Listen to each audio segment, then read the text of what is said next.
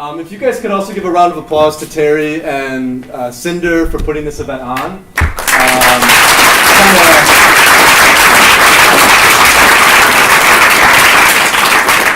We organized it fairly last minute. This is Cinder's first time putting on an event, and he did a fantastic job.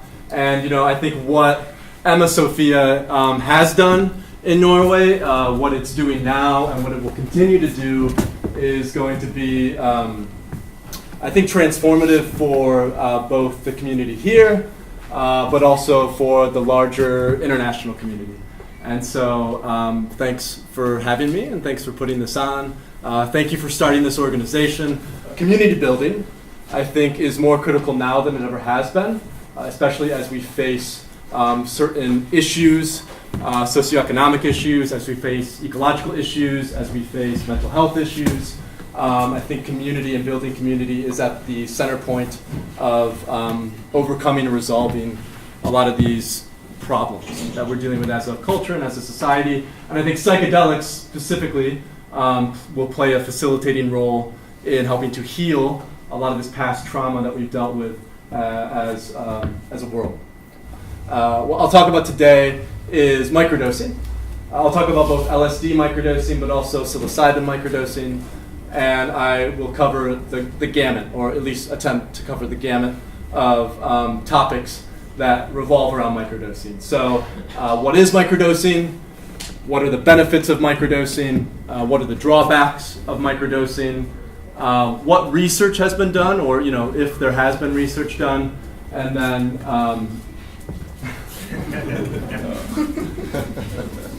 and then also what are the implications of microdosing from a more mainstream cultural conversation. And I'll touch on things like the use of microdosing in Silicon Valley and with this larger creative entrepreneurial scene that we see developing. And I'll also talk about that in the context of mental health, depression, PTSD, and whatnot. What I'll kind of go into now is my story. I became interested in microdosing in 2015. As Terry mentioned, I lived in Thailand for about a year. And during my time in Thailand, I was trying to get a business up and going. And it's just like an online English teaching business. I train people for the TOEFL test, and I have a school that does that. And while I was doing that, I was looking for ways to overcome this creative resistance that people often deal with as entrepreneurs. And looking at how I could be more mindful with my work, and looking at how I could integrate a sense of flow. Do you guys know what flow is? Are you familiar with flow? Yeah, a few of you maybe. So it's a concept in positive psychology. It's invented by a Hungarian psychologist, came up with the term. It's this idea of when you get really involved in something, you lose a sense of time, and you become so immersed in it that you can make progress and strides that are unlike just kind of working through tedious things. And it's been used to describe extreme sport athletes when they're getting involved, or other athletes. It's used to describe inventors, writers, entrepreneurs. I think Elon Musk is just he's always in flow. I get that sense. And that the science has proven that it accelerates this process of development and learning. And so with microdosing, it seems to have a dramatic effect on our ability to remain mindful, and for that reason, kind of get into flow a lot easier. So I was interested in that, and I was living in Chiang Mai in Thailand, and I kind of was going back and forth. So I went back home, and I was able to source some, and I tried microdosing for about 7 months. And when I was microdosing, I noticed a lot of benefits. And during that time frame, I was also trying to transition kind of away from certain parts of my past that I think we all have to deal with. I came from a conservative, super Christian upbringing, and that can be quite stifling for someone who's more curious. And so I had been working through that, and with this transition, in terms of traveling quite a bit, I tried to understand what it means to live an unconventional lifestyle. And as I was living this more unconventional lifestyle, I was living in Thailand for some time, Budapest, Mexico, Portugal.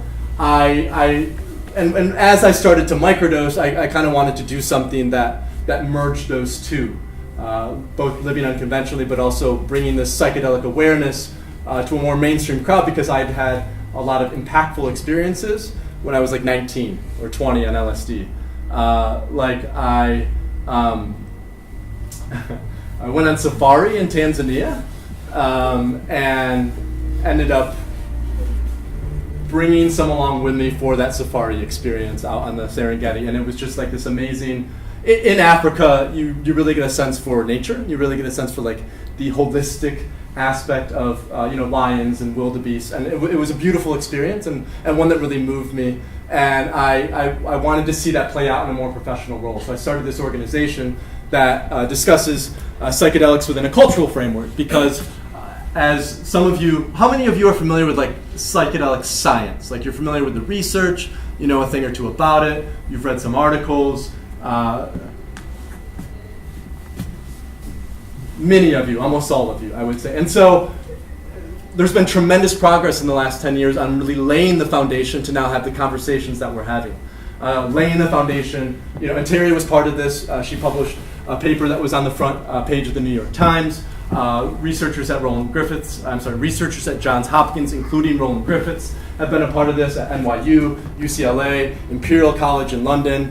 And so we have this excellent foundation, but science won't do everything. Science is naturally objective. People are not. People are naturally irrational. And to engage with people, to actually help them to understand the perspective of why psychedelics should be available for those who want to use them, you have to engage them on a cultural level and go beyond just the facts and the research. And so we have this excellent foundation now, and it's time to start having this cultural conversation. So Michael Pollan, who wrote this really good book called The Omnivore's Dilemma, he's really, it was a New York Times bestseller. He has, that was about humans' relationship to food. And so the book that he's writing, the next book that he's writing, Terry, do you know when that's published? Getting published? No? Okay. I hope soon. The sooner the better. It's about psychedelics. He did a residency at Harvard. I know he interviewed Terry for the book. He interviewed a handful of other people. And so he's writing this book about psychedelics, which is a really good first push and movement towards legitimizing them with a more mainstream audience. And that's been part of it. A guy named Tim Ferriss, who's really big in Silicon Valley, has been part of it. He was an early investor in Uber and Airbnb, Shopify. And really, Tim kicked off this first wave of microdosing that we saw in 2015, which was about microdosing in Silicon Valley, specifically. So Tim Ferriss had Jim Fadiman. Jim Fadiman is like an original pioneer of research in Menlo Park. He wrote this book called The Psychedelic Explorer's Guide. And in that book, he dedicated an entire chapter to microdosing, chapter 16. And there were about 8 or 9 stories about people who tried microdosing. And this was published in 2012.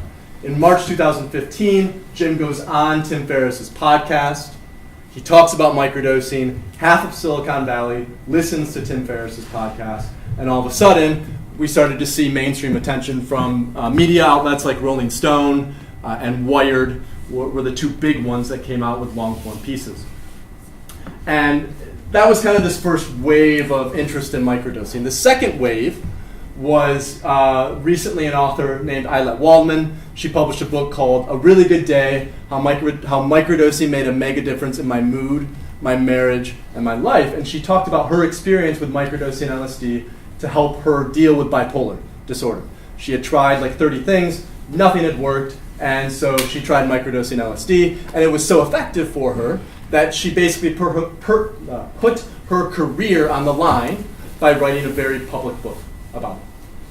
And that was the second wave, and we saw articles from the New York Times. She was on the Today Show, the Washington Post, the Guardian, almost every NPR, almost every mainstream publication picked up that story and wrote about it. Some very objectively, and some not so objectively, but that is another issue. And so this microdosing history then leads up to where we are now, which is there's a lot of interest and curiosity in it. And as I just kind of informally polled, that's for various reasons. And so what I want to get into is what is microdosing and some of the benefits. So first of all, who can tell me something about microdosing? Like, what's your impression or understanding of microdosing?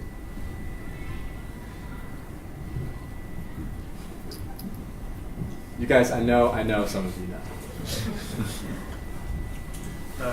Yeah. I would say it's like a dose where you get sub-threshold effects. You don't get like full-on psychedelic effects, visuals and like kind of the mind effects and everything, but rather you just get slightly other perception, like perhaps some sort of other nootropic, like for instance modafinil or even a cup of coffee, just in a different way. Yeah, in a different way, definitely a different way. Yeah, because you're taking psychedelics. It's very different, and yeah, sub-perceptual, right? It's kind of under the surface. Those who have maybe done psychedelics before can recognize that they're microdosing. Maybe those who don't have as much experience wouldn't necessarily say they're microdosing, wouldn't necessarily recognize that they're microdosing, because the effects are fairly subtle. That's part of it. Okay, so microdosing, sub-perceptual, we have these benefits. It's high energy. I think an important part to understand about microdosing is it's also like a protocol, almost, instead of just maybe taking it on an occasional basis, at least in the context that I'm speaking about.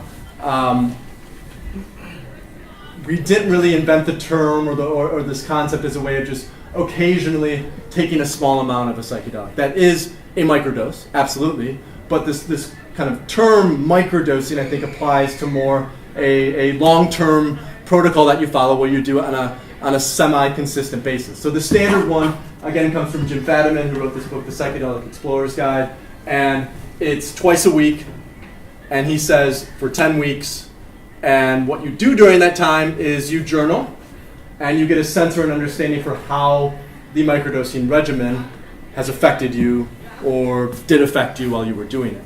And so this protocol, and I did it for 7 months when I did it. I did it with LSD. And I prefer LSD because it tends to be more uppity. It tends to seem to have, it works on the dopaminergic system, so it seems to have this stimulating effect, at least for me. Psilocybin is slightly different. So a lot of these people in Silicon Valley are getting specifically interested in microdosing LSD, I think, because of that effect, as well as Steve Jobs. And Steve Jobs is like a demigod, I think, in some places. He said LSD was one of the 3 most influential things that he's ever done. And so I think that plays a role. So that's, for me, the best way to define microdosing is a protocol. You have an intention or a purpose when you do it. That purpose might be to heal, to get off pharmaceutical medications or to help with PTSD. That purpose might just be for more energy or more connection. That purpose might be for your relationship. There are some people who talk about in the context of intimate relationships that it's helpful. That might be for creativity, writing a book. There are a number of purposes or intentions. And so defining that beforehand is important to know how that microdosing will influence your experience. And so this is an interesting distinction or an interesting concept. Is I was talking to someone the other day who said there might even be, once we do get more double-blind, placebo-controlled research that comes out about microdosing, that might actually impair the efficacy of it within certain contexts. As we know with the placebo effect, it can be extremely helpful in things like pain management, depression, and we've also learned more and more about this mind-body connection and the integration of the mind and the body. There's this guy named Dr. Bruce Lipton who wrote a book called The Biology of Belief, where he showed or he proved that the way that we think can actually influence things on a cellular level. And so if we find out all this research and we say, this is right, this is wrong, that could actually harm some of the efficacy of microdosing. Obviously, though, there are many benefits to be had from research as well. But that's one thing to think of in the context of setting a purpose or an intention and journaling about it, because that in itself creates mindfulness. And it engages mindfulness. And from my perspective, from my understanding, as well as some other people that I've spoken to, a lot of the benefits of microdosing, if you took out microdosing and you put in mindfulness meditation, like consistent mindfulness meditation or transcendental meditation, you see some of the same benefits. And we have research that shows, long-term meditators, their brain compared to psychedelic users when they're on, that shows commonalities between that. Johns Hopkins is doing a study right now where they're putting Buddhist monks in scanners for 8 hours on psilocybin and watching what their brain does. Can you imagine? That would just be terrible. Tripping in a neuroimaging scanner. But it's for science. That's what matters. So it's, we're gathering more and more of this research, and so these benefits that people are talking about, this sense of kind of dropping into flow and finding flow to be more accessible, this sense of creativity and this ability to ideate, create new ideas and brainstorm. Other benefits that people have talked about is like relationships. And again, how it can help with compassion, it can help with empathy, it can help with understanding. And from my perspective, like LSD specifically, helps with extroversion. So I tend to be a fairly introverted person. I keep to myself quite a bit. And I noticed that when I was microdosing with LSD, I tended to be more engaged in the conversations and the friendships that I surrounded myself with. So these, physical energy, creativity, emotional relationships, I think a sense of also helping meditation and microdosing together are excellent. Doing both is really excellent. They build on each other. It's like an exponential thing. And so again, that sense of spirituality, I think, the sense of connection, the sense of understanding that we're not isolated, like I think a lot of materialist reductionist science would have us believe. We're not isolated from our surroundings. We're not isolated from our community. We're not isolated from the earth. That all affects us. We live in a holistic, ecological environment, and microdosing also tends to help us understand this, or it leads to help facilitating that understanding. And so these are, a lot of the benefits that people are noticing. Is this water, by the way?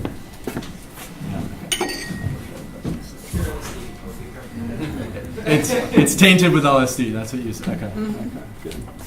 I'll just take a microdose. So all these benefits, associated with microdosing. Now drawbacks, right? Downsides. I think most of the drawbacks or the downsides of microdosing come from the container in which you do it, the setting in which you do it. So there are, like a year ago or so, there were these podcasts published or articles published about guys who would microdose and go to work the first time that they did it, and they didn't take a microdose, obviously, because they started tripping out, but they wrote about it like they were microdosing. Don't do that. If you're gonna microdose, like the first day, don't plan on going to work, because you don't know, again, your sensitivity, you don't know how much you should take.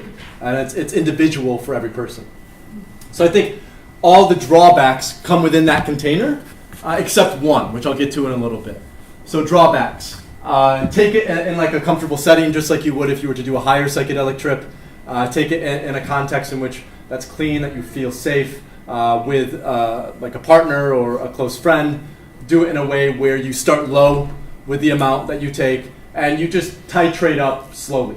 So, for example, with LSD, people are microdosing between 5 and like 15 to 18 micrograms. So a full dose of LSD is nowadays between 100 and 125 micrograms. Back in the day, like Timothy Leary, Ken Kesey, it was like 250 for one, which is why we had all these issues. That was a big part of why we had all these issues, I think, was because it was very easy to take a lot of LSD. And I think also that's why there's still a lot of cultural baggage around LSD, because you can, like with mushrooms, you can only eat so much before you get really sick of eating mushrooms, because they taste not that great. They'll make you really nauseated. Except this one guy, his name is Kalindi. He's from Detroit. He will eat 30 grams of magic mushrooms at once. And he says he goes into like a quantum like world where nothing exists. It's not recommended. So like a normal dose is like 3.5 grams. And you'll trip out. That's where like a lot of the research they've done with psilocybin at Johns Hopkins has been with approximately 3.5 grams, and that's enough to initiate this mystical experience.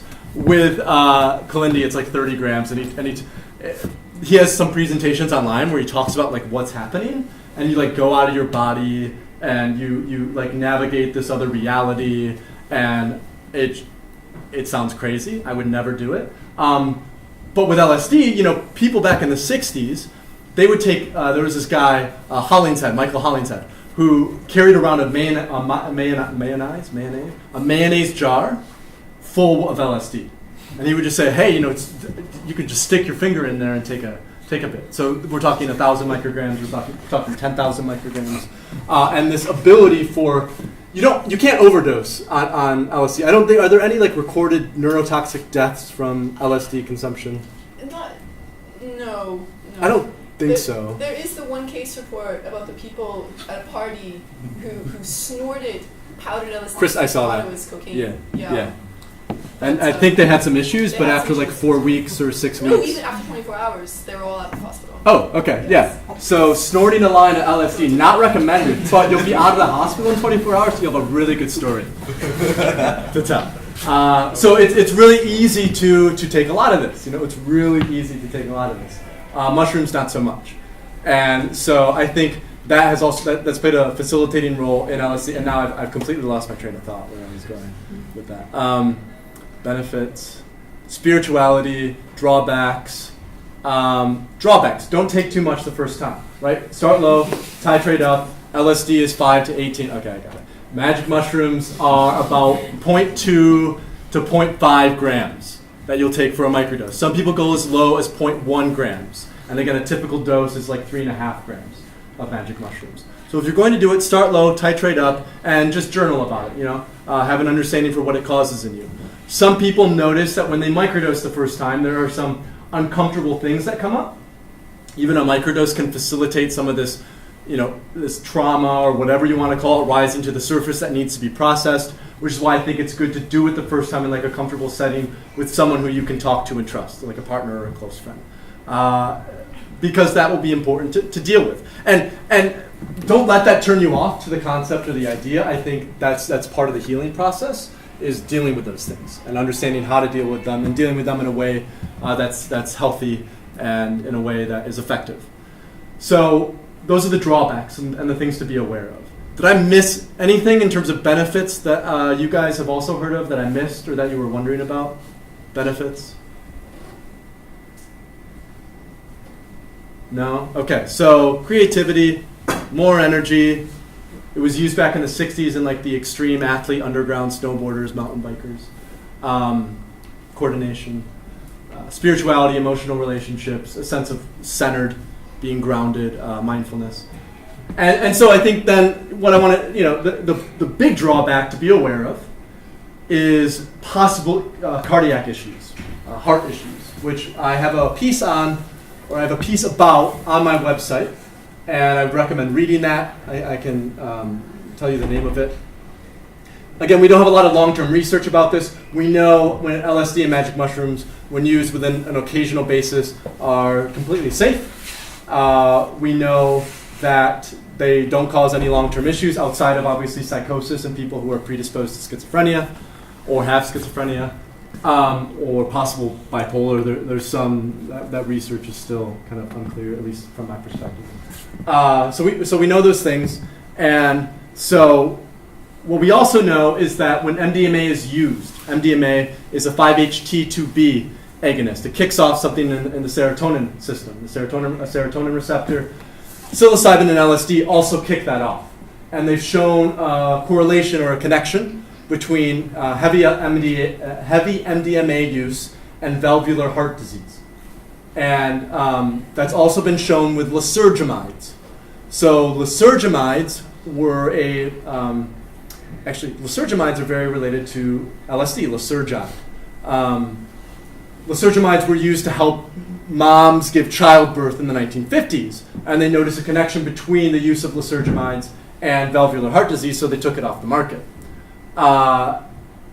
With LSD, so there are things to be cautious of if you're doing it. So that's why, like when I'm doing these talks, it's important to know both the good and the bad. It's also important to know that this might not be something that you want to do every day for 20 years. The amounts that you're taking is very small, but the fact is that it's kicking off that 5-HT2B agonist every time you're doing it, and something is also going on in your heart when that happens. There's a relationship between the neurons or the synapses and what goes on in your heart.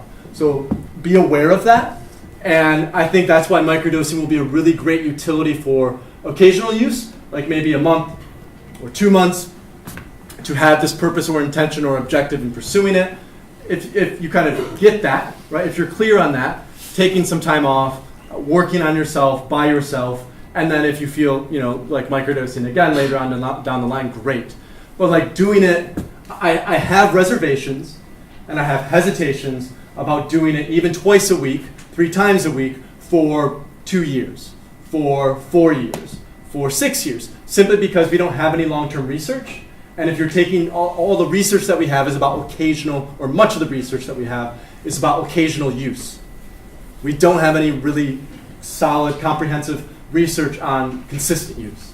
And so let that be a caution to you in terms of how you approach it.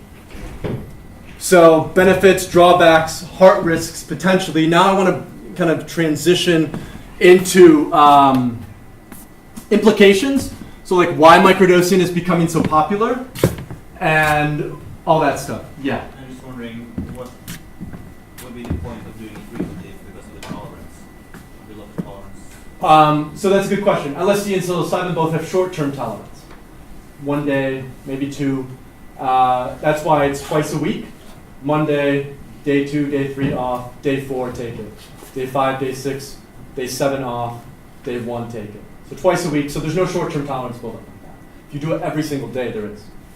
And so that's a good question. Yeah, no short-term tolerance, yeah. To what extent do the benefits persist when you stop taking it, or on days when you don't talk about it? Great, so he had mentioned that as well. I'm going to talk about that in a little bit, so I'll address that in a little bit. Thank you for asking. Yeah? Are there any different effects in the mix? If you're like microdosing in the mix, you're going to take a full dose in like after effects in microdose? Good question. I assume from a purely like biochemical perspective, it would not. Again, because of the short-term tolerance. But it could affect it from a psychospiritual perspective. It could affect it from a therapy perspective. Those are things that I have some clues on and some beliefs on, which I'll share in a bit here. Any other questions? And we'll do more questions. Oh, yeah. Do you have any thoughts about microdosing and depression? I do have some thoughts about that, yeah, and so I'll talk about that in a little bit as well. Great question. You guys are kind of cluing in here. Yeah.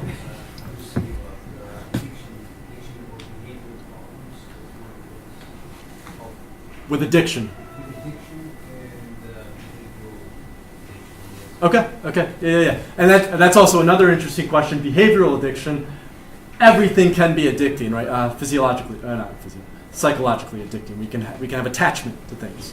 In fact, the Buddhists would say attachment is the root cause of all suffering. And so this is very common. Sex, food, drugs, obviously.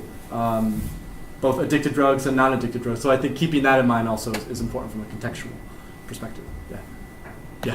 Yeah, if I heard it correct, but I think you were saying that it had some positive effects on coordination.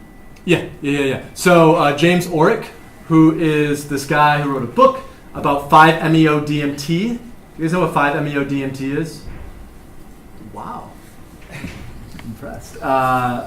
It's kind of a lesser known psychedelic. It doesn't get the attention that LSD or magic mushrooms would, or MDMA. It's lesser known. It's called the toad medicine. You can get it from a Bufo alvarius, I believe is the name. Toad that lives in the Sonoran Desert in like northern Mexico. And this guy wrote a book about it, and he actually writes in the book about how he went and found a toad and scraped it off. The glands, because the toad produces it in its glands. You can also create it synthetically. That's when it's most commonly smoked. Anyway, it like smoking DMT is enough of an experience. That's very odd, very weird. It's supposed to be much more intense than even smoking DMT. It puts you into white light.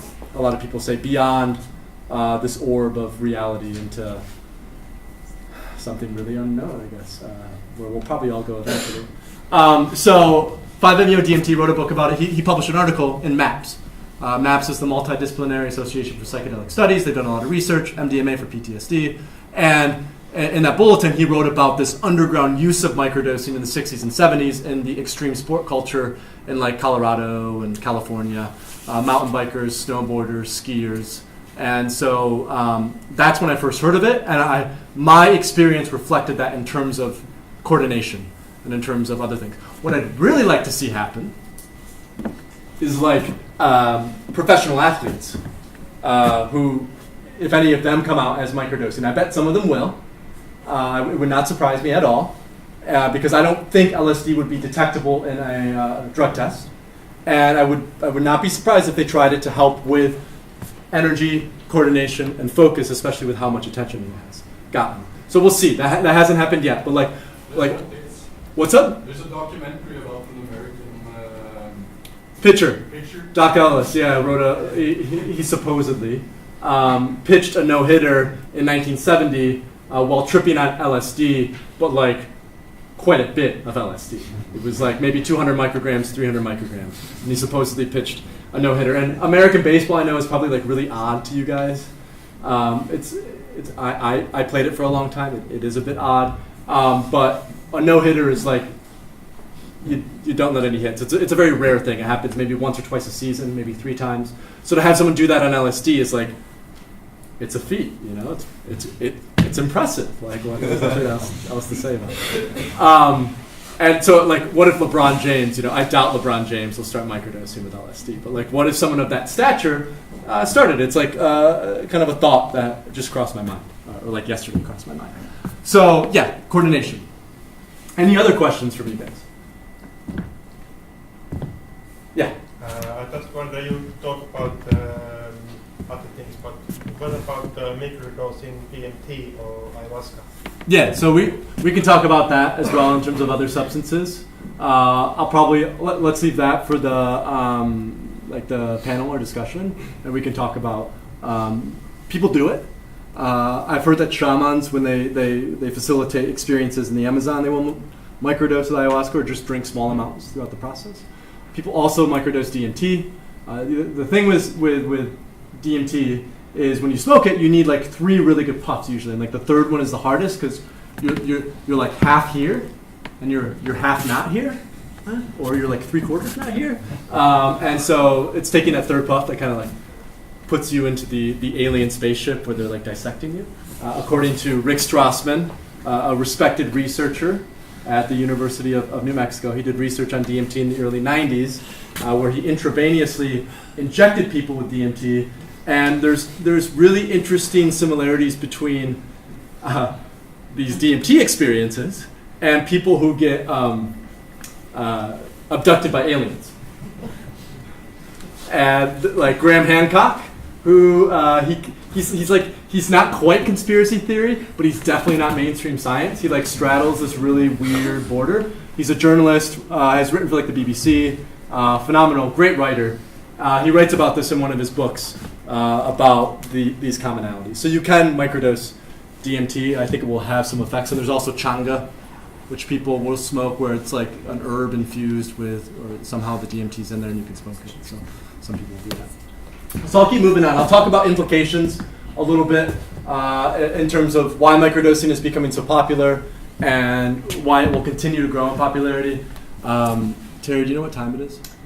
It is 8 minutes to 5. Okay, 8 minutes to 5. So I'll take about 10 minutes to go over this, and then we'll do a quick break, and then we'll do a panel discussion. So with microdosing, I think three reasons why it's becoming very popular, 3 reasons why I think it will continue to grow in popularity, why this is just more or less the start of it, and not, I don't think it's going to be like a trend. Well, I mean, it is a trend, I guess, but it's not going to be a fad, so to say. I think it will continue to gain more ground and attention. I think the first reason for that is because it's a new paradigm of psychedelic use. And in fact, I think that's why it's gotten so much attention the last few years, is we've known about psychedelics since the Western world has known about psychedelics since really probably the best place to put it back to is when Gordon Wasson, who was a vice president for JP Morgan Chase Bank, he was a mycologist as well. He went down to Oaxaca in Mexico, took magic mushrooms with this woman named Maria Sabina, and then wrote about it in Life magazine. And that's more or less what kickstarted the counterculture. Timothy Leary read that, went down to Mexico to do psilocybin mushrooms, came back to Harvard and started doing LSD in Boston, in Massachusetts in the early 60s. So that's where kind of the Western world learned about it. For the past 60 years, that's all we've really understood it within, is like both an indigenous context in terms of the Native Americans in the States and in America in general used peyote They also have, in South America, obviously used ayahuasca. We know that from writers like William Burroughs, who is this countercultural beat writer, had a heroin addiction his whole life and went to South America to try to fix that. So we know that, but we've never had this conversation about microdosing. We never really understood the concept of microdosing. And so I think that's the first reason why it's become so popular, is because it's like this new thing. And it's pretty sexy, you know, and it's pretty cool because, you know, Silicon Valley is using it, and Silicon Valley is like this, I think, where everyone is going to go in terms of the work that they pursue. I think more and more work will have similarities to what we're seeing in Silicon Valley, but also places like Oslo, places like New York, you know, these small teams of people who are actually doing things that they care about instead of working in hierarchical corporate jobs that are tedious and that they hate. And that's not everyone, but there seems to be a trend towards following some level of authenticity and passion in the work that we're doing. And Silicon Valley seems to be a good indicator of that. So I think, you know, it's grown because of that. It's this new paradigm, this new understanding of psychedelic use. I think the second, so I'll kind of go. That's why we're here right now. That's largely why we're here right now. I think where we'll continue to go is first talking about that context within Silicon Valley, is, as I was just briefly discussing, more and more work is going to go away from kind of being told what to do. You know, having a manager, another manager, another manager, you know, another manager that leads up to a boss, and you kind of directions trickle down, and your work is based a lot on following directions, and you're following best practices, you're following research that's already been established, and you're following that, and it works, right? But it doesn't allow typically as much room for creativity. And so what more and more people are moving towards is they're moving towards lines of work that really inspire some type of autonomy, some type of personal interest. And with that personal interest, with that sense of really being engaged, again, coming back to mindfulness, coming back to flow, right? The sense of being engaged then, in terms of work, is going to continue to grow. Because as automation really starts to take over a lot of our manufacturing jobs, this need for tedious work becomes less and less necessary. And of course, there are other questions then, like universal basic income. You guys familiar with the principle? So Finland is doing an experiment right now, I believe, with 2,000 people, where they're providing about 600 euros, give or take, for universal basic income. It seems like that could play a role in terms of the automation that we're seeing. Anyway, we won't need as much manufacturing. We won't need as much people to do really tedious things. That was really the hallmark of industrialization. We're entering this post-industrialization stage as we recognize that we're basically killing ourselves in the process. So we have to change that. We have to adapt. And part of that is the work that we do. Part of that is the business that we do. And microdosing, as well as high-dose psychedelics, facilitate a lot of this insight. They facilitate, or they can facilitate, a lot of this creativity. They can facilitate a lot of this understanding of building new systems and dealing with chaos, dealing with randomness. You're not told what to do anymore. You have to figure that out. And psychedelics seem to have and give an advantage to people who take them for that purpose. So Tim Ferriss, again, this guy wrote this book, The 4-Hour Work Week. He was quoted in, I believe, a Forbes article maybe 2 years ago, a year and a half ago, saying that every billionaire he knows, again, he was involved in Uber, Airbnb, Shopify, Silicon Valley, everyone loves him. Every billionaire that he knows, without exceptions, uses psychedelics on a regular basis. Everyone. And I think that is a really good indicator. If Silicon Valley is an understanding, or it's kind of like living 10 years in the future, so to say. If that's where we're all going, then those who want to succeed within that system, I think, will continue to look to psychedelics to help facilitate that. So I think that's one reason why microdosing will continue to grow in popularity. And I think the second reason then, and again, this comes from like a mental health perspective, is that it's just simply, it seems to be,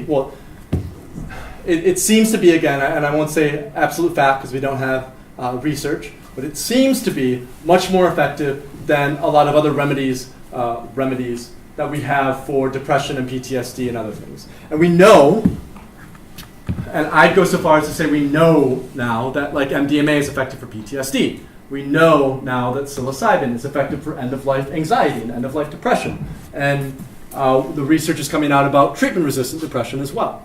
So we know that. So it's safe to assume, not safe to assume, it's probable, hypothetical, that microdosing also helps to accelerate that process of healing. And obviously microdosing is much less, it's not addictive like SSRIs or benzos. You only need it maybe twice a week, so to say, or people are taking it twice a week instead of every day. And if you stop taking it, you're not going to have withdrawals. And withdrawals, I think, are the hardest part of often getting off pharmaceuticals and transitioning onto a more plant-based or semi-synthetic medicine. So because it's seeming to work, like I said, there was an author, her name's Eileen Waldman. She pretty much put her career on the line to write this book. I think that speaks volumes. And also with a lot of the anecdotal reports that I collect from my website, a lot of people, are coming to me or writing emails and saying it's working. Like something's going on. I'm feeling much better than I have ever before, and I owe it to microdosing. Now again, we don't have the research yet, but that's starting to develop. Right? That's starting to develop. Jim Fadiman is this guy who's kind of the father of microdosing, is developing protocols, helping Johns Hopkins, helping I think some other institutions develop protocols to actually test microdosing within a research setting. We don't quite have that information yet. So it's working from a medical perspective, but to get to one of your questions about kind of the long-term possibilities, I think, again, this is just from anecdotal reports, so it's more of a hypothesis than anything else. It seems like when people microdose for depression or bipolar or PTSD or anxiety, is they do it over 10 weeks or 3 months or whatever, they get continuously better. They stop doing it for whatever reason. They want to stop doing it to see if they're still okay. They run out of resources, whatever it might be. They stop doing it, and they notice that over time, some of these symptoms start to come back again. At least this has been what I've, again, generally collected from anecdotal reports. And so my assumption, my theory, is that microdosing, when used with high-dose psychedelics, high-dose psilocybin, high-dose LSD, ayahuasca, that combination will be helpful in terms of really cementing in lasting effects, long-term effects. And I didn't come up with this. The guy who is the medical director for the Hefter Research Institute, his name is George Greer. Hefter Research Institute, they're the ones that fund the research at Johns Hopkins, the research at NYU. They help fund research at Imperial College. So these are really serious people. They're really mainstream, very objective. He did a Ask Me Anything on Reddit, and he wrote in the comments that his assumption is that because of this peak or mystical experience that people have when they're on high-dose psilocybin, this peak or mystical experience initiates like a psychospiritual transition, initiates like a foundational change in how people view themselves kind of navigating reality, and that cements in a lot of the lasting effects with psychedelics. So it's both, biochemical. There's this relationship between mind and body. It is biochemical, which is why I think there might be some reasons why we're seeing short-term effects. But I think some of these things also come from like a psychospiritual perspective, of like a mystical experience. And I think a big underlying issue with our society today is a lack of spirituality, a lack of connection, a worshiping of science instead of understanding it's a tool rather than something to be worshipped, so to say. I think finding an understanding of where those come together and reintegrating some aspect of spirituality is then where a lot of these long-term benefits will come from. So I think from my perspective, those are the implications going forward. It will be interesting to see what happens as more research comes out. But as I emphasized before, with science now laying that foundation, and as more information comes out about microdosing for science, we have now the ability to really, I hope we continue to have the ability to speak openly about these substances. I think for too long they've been stigmatized. For too long there's been a taboo around them. For too long they have misinformation, propaganda, a lot of, excuse my English, but a lot of bullshit has been propagated about these substances that simply is not true. And we're waking up to the fact that, first of all, the source, the poison spot is the United States in many cases. And it basically forced a lot of other countries to get on board with their draconian drug policies. And this was in the 60s, again, as a reaction to the counterculture. So what we're noticing is, the government lied to us about cannabis. A, they continue to lie to us about cannabis. B, that is now starting to wear off, specifically in the United States. 8 states have legalized cannabis, and it's kind of like a backdoor approach. You medicalize it first, and then eventually that creates more kind of a comfortable ability with it, right? And I don't think cannabis is exactly like psychedelics. Cannabis, 60% of people in the States have tried it. Only 10 to 15% have tried psychedelics. So it's not going to be like this popular movement. However, I think microdosing is a really good way to start initiating conversations on a more mainstream level to legitimize these substances and to make them available to those who would like to use them. I don't think everyone, it's not everyone necessary that everyone takes psychedelics. A lot of people might not benefit from psychedelics. There has to be a certain level of comfortableness or understanding with it to get the benefits with it. However, those who would like to use them should have access to them. And I think, doing things like this, like what EmmaSofia is doing, building community, as I emphasized before, is super important. We're seeing these pop up in cities all around the world. The London Psychedelic Society, the Brooklyn Psychedelic Society. We're seeing this in San Francisco. My buddy runs one in Columbus, Ohio, which is like, super conservative. It's a red state, Republican, Midwest. Those are popping up there. Nashville, Austin, Texas, they're popping up all over. And I think really to do the work that's necessary, which is, again, making these substances available for those who want to use them, we have enough science now to legitimize the message. It's now time to have like these cultural conversations. And I think we're sitting at this really interesting point in time where if we don't start having these conversations, we're going to find ourselves in like a serious mess in about 10 to 15 years. And obviously, you guys are probably especially because most of you, I assume, live in Norway, you're from Norway. Like, you guys are doing great. It's like the rest of the world that really needs to get their act together. At the same time, we're all in this together because we all live on the same globe. And so I think if we really want to, like I said before, not go extinct, not kill ourselves off, we have to be cautious about AI, but we also have to start looking at how we can give people more access to these things because they're more effective from a mental health perspective. They help raise awareness of ecological issues. In fact, the environmental movement of the 70s, many people will say, was inspired by the counterculture of the 60s and the widespread use of psychedelics. So I think being here now, listening to this message, and continuing to discuss and talk about these substances is important. And so I'll kind of end my way too long talk on like a note. Maybe an inspirational note, maybe a motivational note, take it whatever you will. I think if you have a cultural context note, if you have the ability to talk about these substances openly, you should. Hiding behind and hiding your use from other people perpetuates the stigma, and it perpetuates the taboo. And we don't have a lot of time anymore.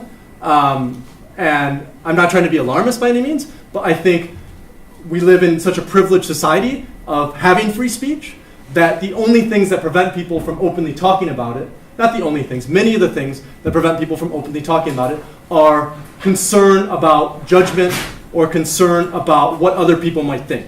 And that's important sometimes. There are some people who cannot talk openly about this. But I'm sitting in a room of largely white people in a really wealthy country that has free speech and that can talk about this more than someone in India or more than a black person can in the States. And I think it's important that that happens more because we have the science and it's now up to people in this room as well as other communities to have the conversations. And I think that will help to initiate this shift or this transformation to making these substances more accessible for those who need them. And so that's what I wanted to end on. So thank you so much for your attention, and we'll do a panel and a Q&A.